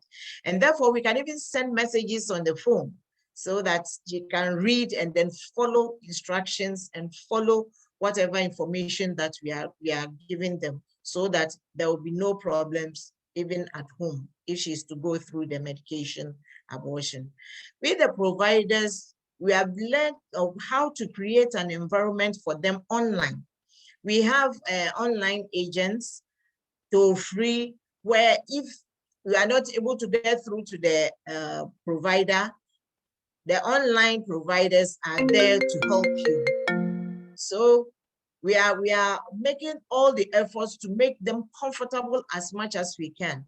And so far, we've not had any problems having them go through the medical abortion at home.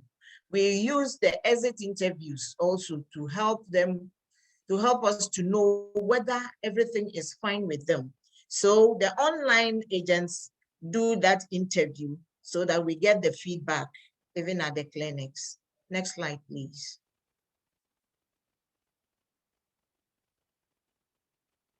The after support has become very important, because after the procedure, they see a lot of things, they go through a lot of things and they don't understand. And sometimes most of them get scared. What's happening to me? I have my period for 5 days and now it's more than 5 days. What do I do? So we help them by following them up online. So the online agents do it, and we also, providers also follow them up on calls and then sending messages to know how they are feeling. And that if there is they have any problems with it, they are asked to come back to the clinic for further procedures or further help. And then from experience, clients more often than not call after the second dose, and it's the second dose that scares them. And it's the second dose that brings about the pain and everything. So immediately the person takes the second dose, then she will start calling, and then we'll start following them up until everything is fine with them. Because immediately after, some few minutes after taking the second pill, they start to have the severe lower abdominal pain. That is where the problem comes, because they'll be screaming, and some have the vomiting, the fever, and all, and that is what scares them.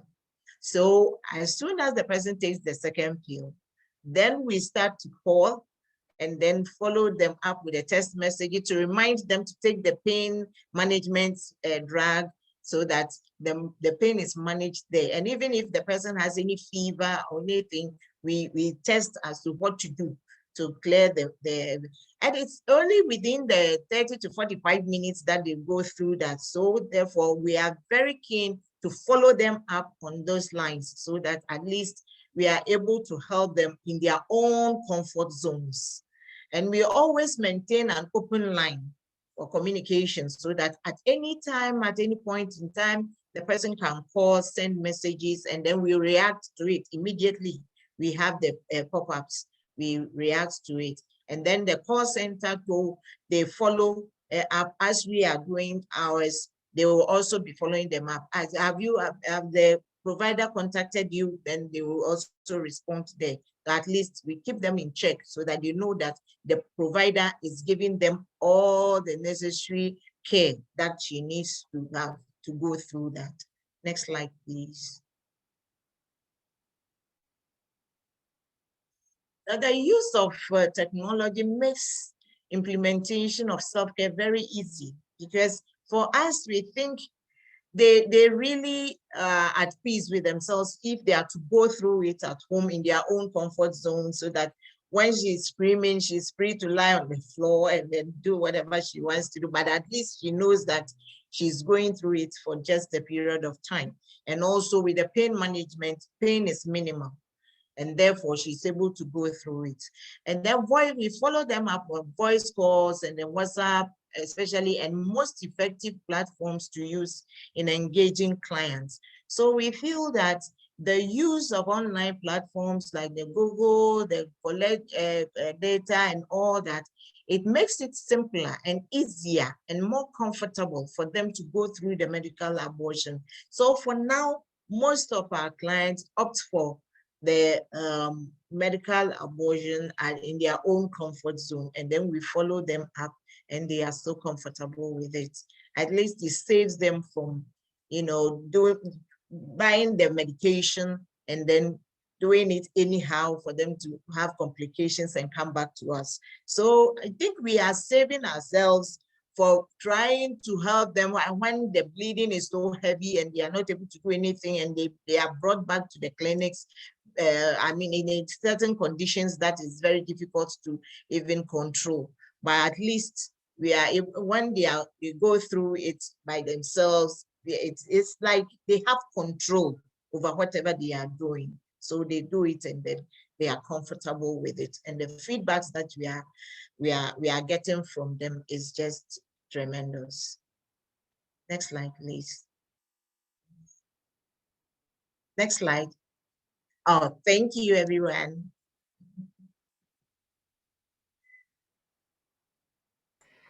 Thank you so much, Abigail, for sharing your experience with such lively examples as well, and your honesty, because it's a difficult job to judge everyone's patients. Very difficult job. Yeah. Thank you so much. I think this helps us to dive deeper into the topic and the role of health providers.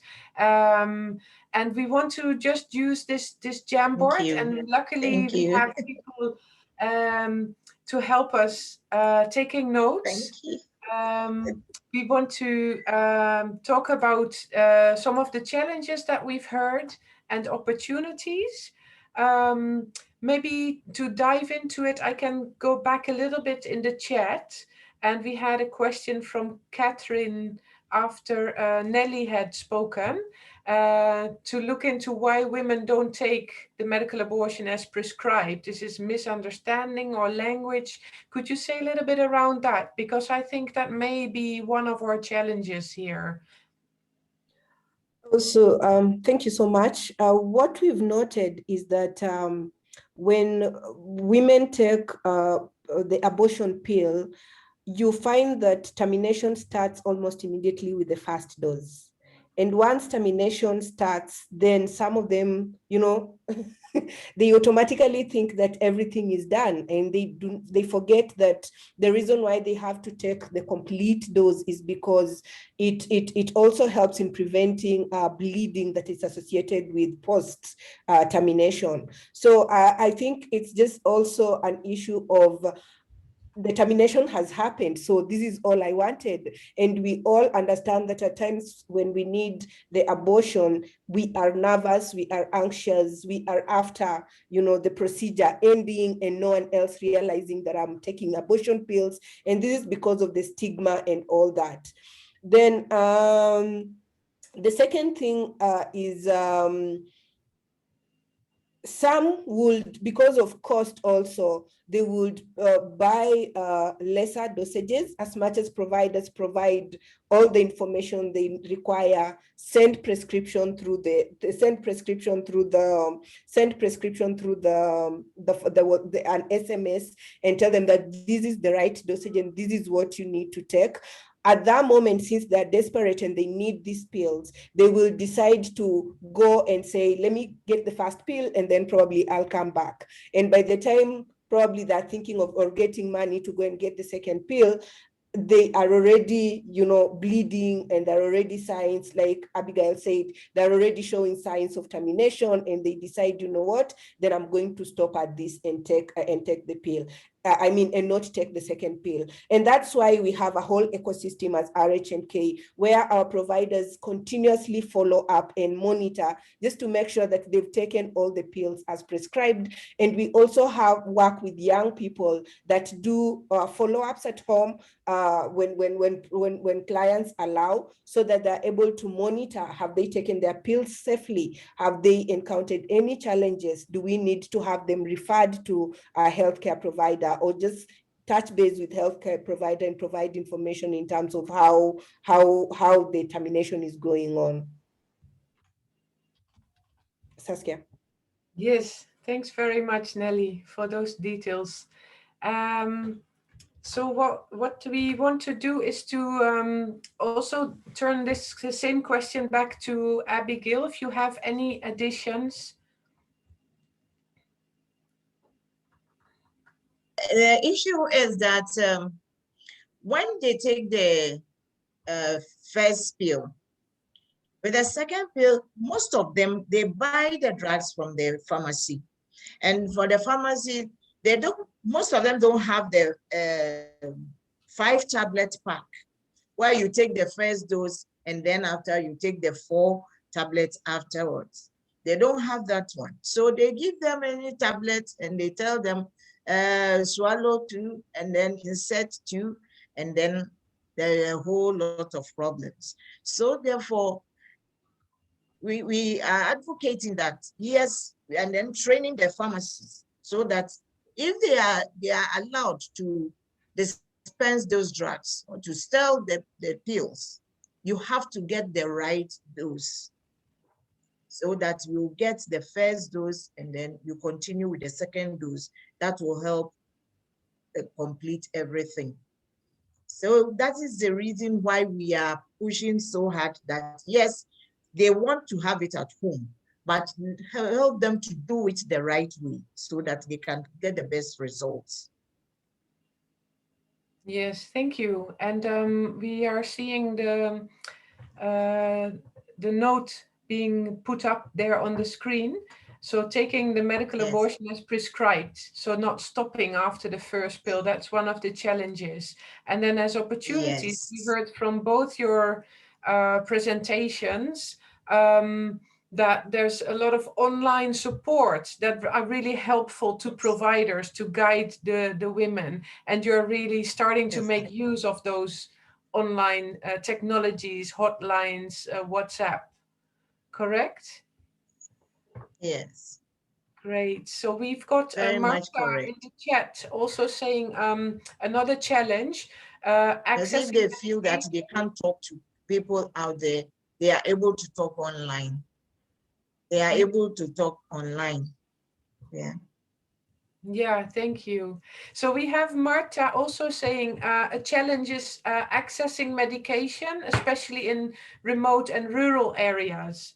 Is that a challenge that we recognize in other parts?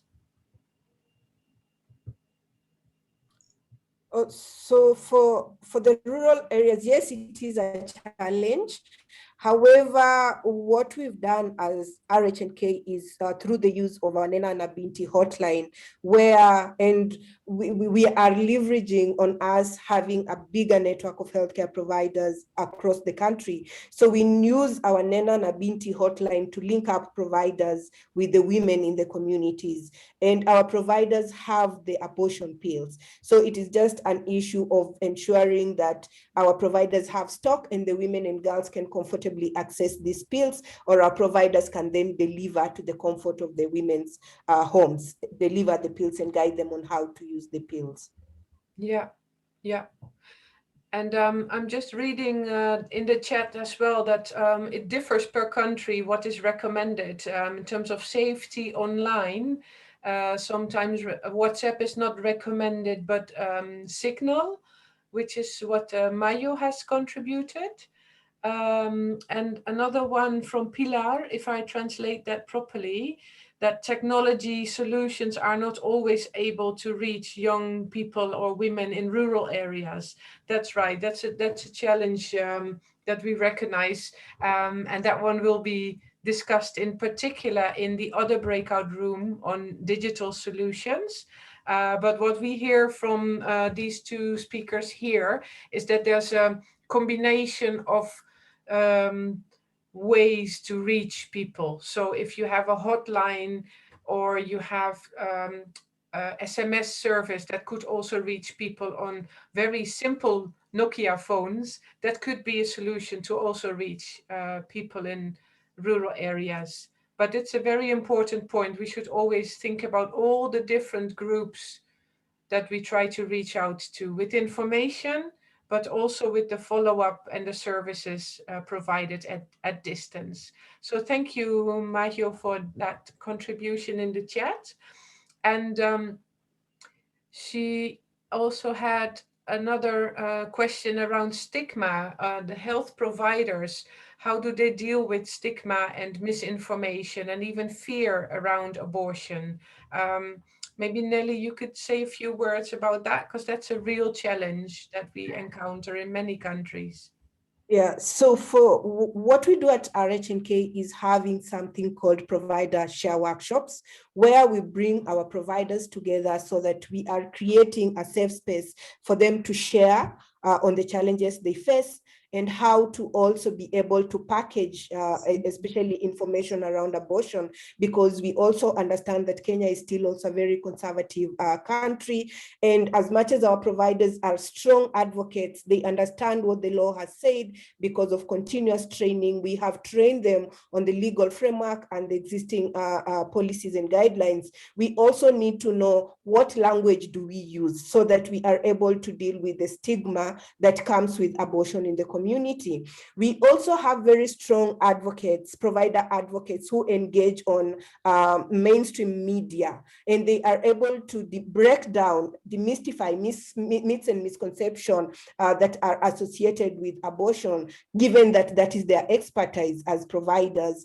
And they are also slowly writing progressive articles on print media, and this is just for the community to understand that under what provisions can abortion be provided, under what circumstances can women and girls provide these services. And we also have something we call the legal aid clinics, where we go to the communities while having community dialogues around abortion. We have lawyers that we work with through the Safe Choice Consortium and IPAS and all, and Center for Reproductive Rights, just to make sure that we are letting the community understand the abortion legal framework in the country and what the country allows when it comes to issues around abortion.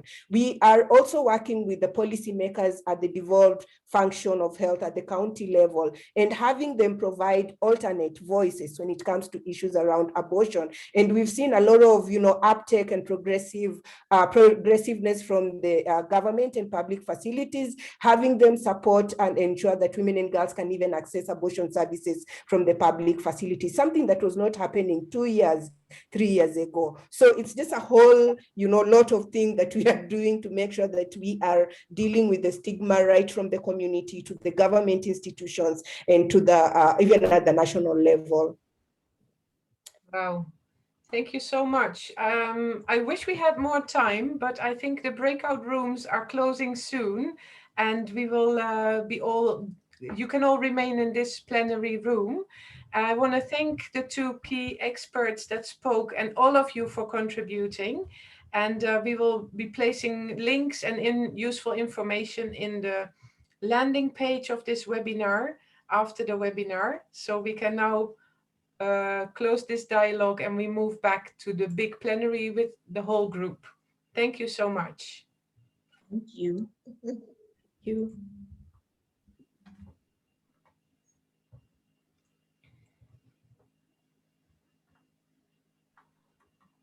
Right.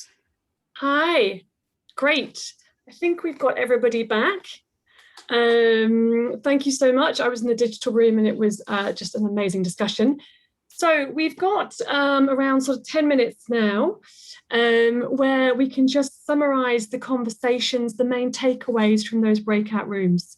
So maybe if I can call on Saskia, is it you speaking for the Supportive Health Systems breakout group? Key takeaways from that, please, in a couple of minutes. Thank you. Wow, yes, we had a very rich discussion, 2 excellent presentations and a lot of comments that were very useful and constructive in the chat. So I didn't even have time to thank everyone, but that applies to all the breakout rooms, I guess. We had a lot of challenges, as you can imagine, because this is really in many cases new ground, and adapting the healthcare system to support women throughout their self-care journey is a big move. It's a big step, but we identified a few challenges, such as women having to take medical abortion as prescribed, so not stopping after the first pill, and how that requires a lot of work from providers to follow up. Most pharmacies not having the right medication on stock. When women do take the second pill, there's panic, which then again requires a lot of effort to follow up by providers. Access to medication, quality medication, and medical abortion pills, especially in remote and rural areas, was one of the challenges mentioned. Stigma, a conscientious objection by providers, not enough health workers in general. I think that's a very big one across the health system. But we also turn to some opportunities. And I know I'm not giving enough credit to the rich discussion we had by going a bit quick through these. A few points that were mentioned clearly was an opportunity of the online solutions, and which were discussed in another breakout room, but definitely providers across recognize that as a big help to their work in providing support to the women they serve. There was a suggestion on undissociable packaging of medical abortion pills. So in an effort to reduce stigma of women going to pharmacies to get the pills. And pharmacies to have an inventory of correct doses as an opportunity that we could work together on to improve that, so that there's no mistake made in administering and taking the pills. Secure communication technologies. Of course, digital offers opportunities, but there's also across different countries, security matters. One prefers to use WhatsApp. In another country, it's Signal that's more secure, which is important for the women, but also for the providers. Let me stop here. We had a lot more discussion in the group. We had a rich chat as well. And I also repeated that we will have some resources and links to the partner organizations that presented available in the platform after the webinar. So maybe I'll hand it back to you here, Harriet. And thanks again to the breakout room number 1. Thank you. Thank you so much, Saskia, and that group. I'm going to move over to digital health interventions. Maybe if I can call on Benny to report back on what we can see in front of us. And I know there was other points around some of these post-it notes as well. So over to you, Benny. Thanks. Absolutely. Thank you so much for joining the breakout room. We had a lot of questions and unfortunately didn't even get a chance to answer all of them. So the term board is not really a representation of all the colorful discussion that we had. Regarding challenges, digital divide that was already discussed also in the plenary session was something that kept on coming up in our discussions, as digital health interventions not necessarily always being the silver bullet to overcoming abortion access issues, but that there are always regions and groups and pockets of people who may not have access to the internet, mobile data, and may not just be very savvy or literate digitally to use the tools that are being introduced. We spoke a little bit about censorship and artificial intelligence, putting pressure and challenging some of the information, evidence-based information that should be available on the internet, but is being currently limited. And spread of misinformation is also a challenge in itself. While evidence-based information is being blocked, misinformation continues to proliferate. And something that we discussed specifically in the group as well is the privacy of people using digital health services, and also the providers who provide digitally, how we can secure their online practices and make sure that they can safely browse the internet. And especially, for example, in the Women on Web's case, we do collect a lot of sensitive data. So one of the big priorities for us is to make sure that everything, the communication and the data storage is encrypted and regularly tested, that it remains so. There were also opportunities, so not just challenges.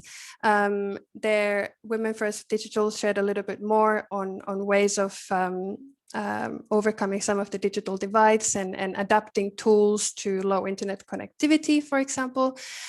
We also spoke about the opportunities of research and data collection, making sure that the systems that are being built and introduced have incorporated some data collection into them. So there's continuously, we're providing information on the safety and efficacy of providing abortion care digitally.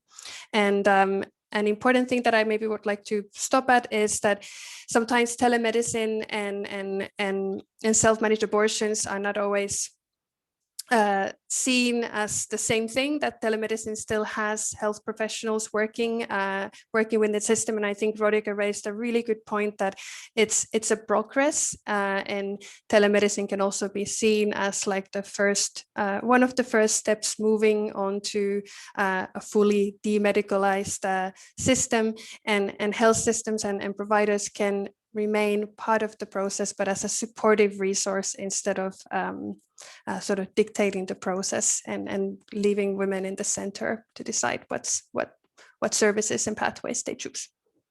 Thank you.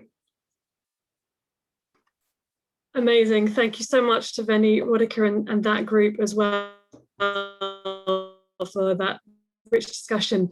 Okay, in a couple of minutes, Rebecca, I think it's you, Rebecca, over to you for the accompaniment models group. Thanks, Harriet, and thanks to the group for a really rich discussion. I think similar to the other groups, we didn't have time to address all of the questions, but I think there was a lot of value in the discussions that we did have. So we've got some summaries of what we discussed, some of the key challenges, and I think there are a lot of challenges and that are similar to what was pointed out with the other groups as well. So I think a lot of overlapping challenges there. For example, access to quality products and how can we support women to make sure that they are accessing quality commodities. That's something that we discussed, how to partner with, for example, trusted pharmacists or trusted sources for accessing quality products. We also spoke about security of accompaniment groups. So I think when you're working, as many accompaniment groups do, in legally restricted settings, then there's a certain element of security risk which needs to be addressed. So it's about putting those safeguarding measures in place to make sure that you're protecting members of your group and your accompaniment workers, as well as the women that you're serving as well. We also spoke quite a bit about providers and pharmacists as gatekeepers. I think, again, similar to what's been discussed in some of the other groups. So how can we really work with those actors, or if not work with those actors, then I think we also spoke about working around them if it's not an option to work with healthcare providers or pharmacists, then how can we overcome those barriers? And I think there's different options to doing that.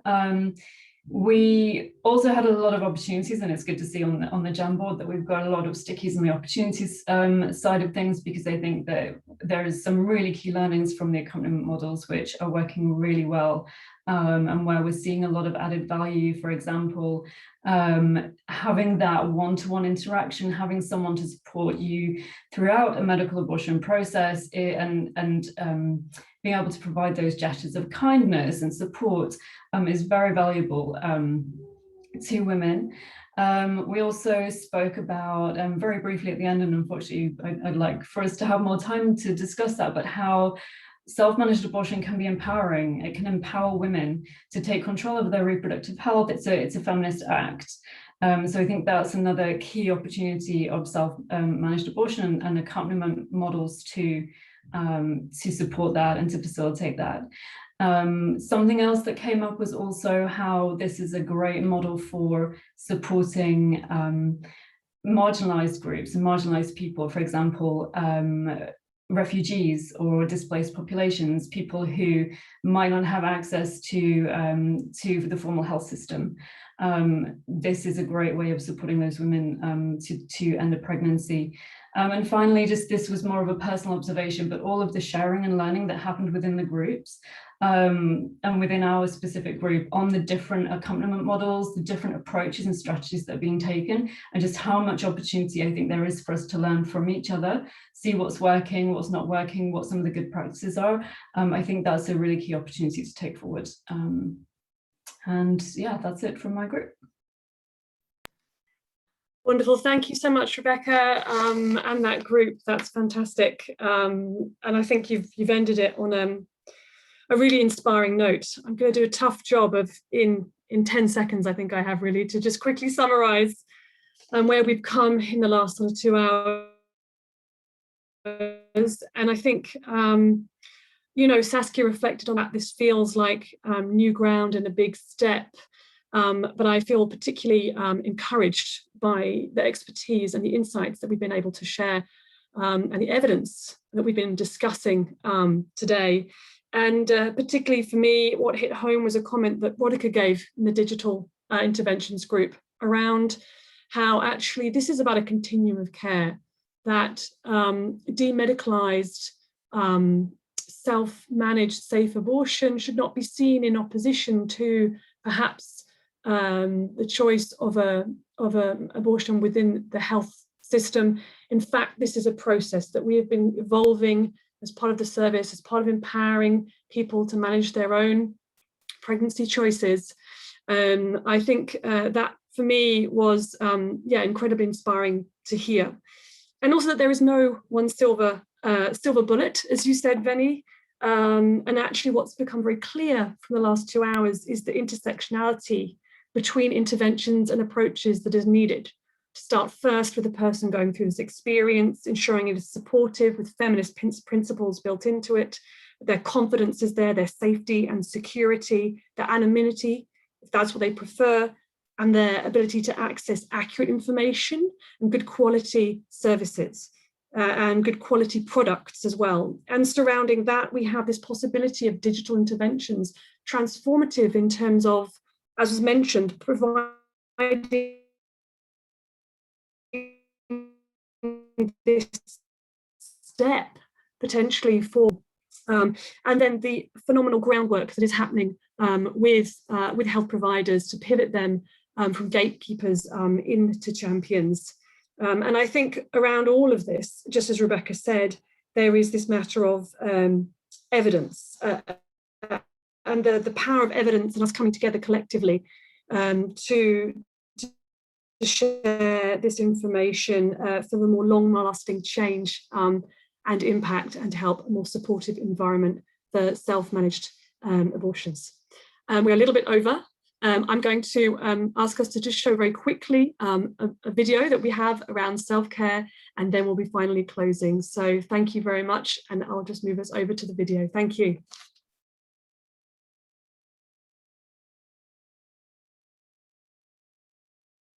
What comes to mind when you think about self-care? Is it a hot bath after a long day of work? Or a long walk in nature to clear your mind? When we talk about self-care, we mean any activity to take care of our mental, emotional, and physical health. It is not a new term.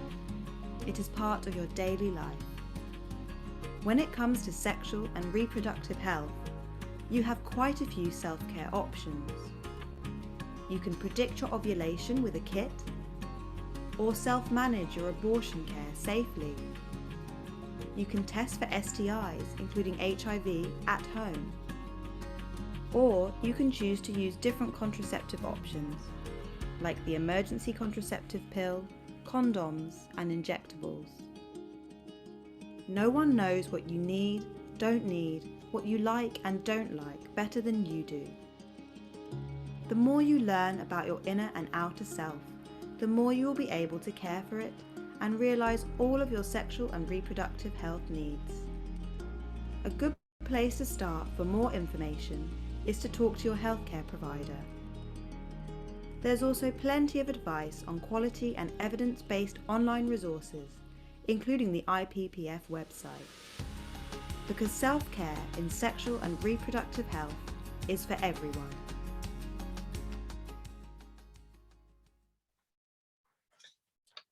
Thank you very much to our panel members today, presenters both in plenary and in the breakout rooms, as well as the audience for such fantastic participation from you all. It's been a really insightful discussion to which it's clear we have a passionate community really looking to support self-management of safe abortions globally, and we have the answers here to support this. It's just about having these collective spaces to share our solutions and best practices. And lastly, I'd love to thank my co-hosts. It's been an absolute pleasure. And our contact details are on this slide for anyone who would like to get in touch or continue this conversation. And thank you to WRA, Tech Exchange, and the Self-Care Trailblazing Group. I'm really pleased that you made the decision to prioritize such an important conversation around self-care and safe abortion. With that, I will draw this to a close. Thank you very much, everyone. And we will make sure that the recording and the presentations and the links will be made available to you on the Self-Care Trailblazing Group site shortly. Thank you very much.